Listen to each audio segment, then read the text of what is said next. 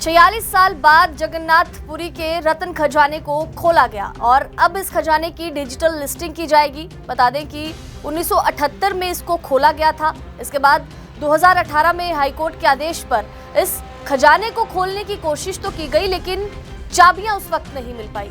उसके बाद भाजपा ने अपने मैनिफेस्टो में भी इस मुद्दे को रखा और अब जाकर 1978 के बाद 46 साल बाद इस रत्न खजाने को फिर से खोला गया है। आप देखिए किस तरीके से लकड़ी के बक्सों में इन सभी रत्न खजानों को रखा गया है। 46 साल बाद ये खजाना खुला है। हालांकि पहले भी खोलने की कोशिश की गई, उस वक्त सही चाबियां नहीं मिली। 2018 में हाईकोर्ट में इसको खोलने के ऑर्डर भी पारित किए गए थे और अब 46 साल बाद आखिरकार इस मंदिर के जो रत्न खजाने हैं, रत्न भंडार है, वो खुल चुके हैं। अब इस पूरे खजाने की डिजिटल लिस्टिंग होगी। उसके बाद आपको बता दें कि ये जो खजाना है इसको डिजिटल लिस्टिंग के आधार पर तैयार किया जाएगा। जब इस खजाने को खोला गया तो भंडार गृह में सरकार के प्रतिनिधि, एएसआई के अधिकारी, श्री गजपति महाराज के प्रतिनिधि और 4 सेवादारों समेत 11 लोग मौजूद रहे। इसके अलावा आपको बता दें कि 6 बक्सों में इस सारे सामान को शिफ्ट करके सील किया गया। रत्न भंडार का सामान इसमें शिफ्ट नहीं हुआ। अब ये काम जो है वो बहुड़ा यात्रा और सुनावेशा के बाद किया जाएगा। इसके अलावा आपको बता दें कि दोनों रत्न भंडार के दोनों हिस्से में नए ताले लगा दिए गए हैं। यहाँ से मिले कीमती सामानों की डिजिटल लिस्टिंग की जाएगी और इसमें उनके वजन और निर्माण जैसी सारी डिटेल को ऐड किया जाएगा। इसके अलावा मरम्मत के लिए रत्न भंडार का सर्वे होगा। रत्न भंडार का दूसरा दरवाजा खुलते ही एसपी पिनाक मिश्रा बेहोश हो गए। हालांकि इसका कारण पता नहीं चल सका, लेकिन बाद में मंदिर के परिसर में ही उनका इलाज किया गया।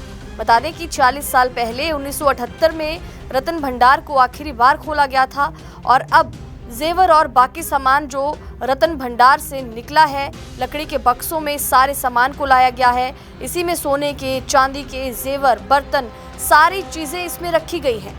मंदिर प्रशासन के जो मुख्य प्रशासक हैं, उन्होंने बताया कि पूरी प्रोसेस के लिए 3 स्टैंडर्ड ऑपरेटिंग प्रोसीजर बनाई गई थी।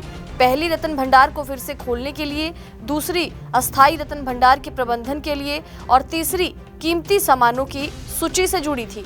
इसलिए 40 साल बाद जब ये खुले हैं तो आपको बता दें कि राज्य सरकार की बनाई समिति के 11 सदस्य मंदिर के अंदर पहुंचे, अनुष्ठान किया।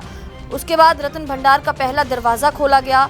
ये शुभ समय सुबह एक बैठक में तय किया गया था। रत्न भंडार में गई डिजास्टर एक्शन फोर्स और बाकी के सदस्य जो थे वो बाहर आ गए। पहले अक्सर इस तरह की अफवाहें उड़ती थी कि रत्न भंडार में सांप है। खुलने के बाद मीडिया रिपोर्ट्स ने कहा कि समिति के सदस्य जब वापस आए तो उन्होंने कहा कि खजाने के अंदर कोई सांप नहीं। हालांकि टीम ने इसके लिए पहले ही तैयारी कर ली थी कि इतने सालों बाद जब इसको खोला जाएगा तो हो सकता है कि अंदर सांप हो, बिच्छू हो। सांप पकड़ने वाली 2 टीमें बनाई गई थी, एक अंदर गई थी और एक टीम बाहर तैनात थी। मंदिर के सेवादार के मुताबिक रत्न भंडार के गहनों में पानी भी मिला है, क्योंकि इतने सालों से ये गहने बंद पड़े थे। तो आप सोचिए कि कितना कुछ भारी भरकम खजाना, सोने चांदी के जेवरात, कई तरह के बर्तन, ये सारी चीजें उसमें होंगी।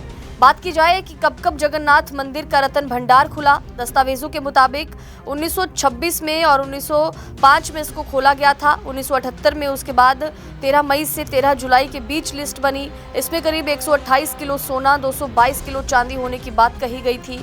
चाबियां गुम गई थी, इसलिए 2018 में ये रत्न भंडार खुल नहीं सका था और अब 46 साल बाद ये रत्न भंडार खुला है। बता दें कि सोना, कीमती जेवरात, चांदी, कई तरह की महंगी धातुएं और कई तरह के महंगे उपहार इस रत्न भंडार में होते हैं।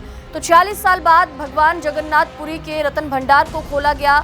आशंका थी कि उसके अंदर सांप बिच्छू निकलेंगे, लेकिन वहां पर ऐसा कुछ नहीं निकला। पूरी तैयारी के साथ प्रशासन ने ये पूरी प्रक्रिया को अंजाम दिया। अब इन लकड़ी के बक्सों को डिजिटल लिस्टिंग के लिए रखा गया है। इनको शिफ्ट अभी नहीं किया गया। बहुड़ा यात्रा के बाद इन सभी रत्न भंडार से भरे बक्सों को शिफ्ट किया जाएगा।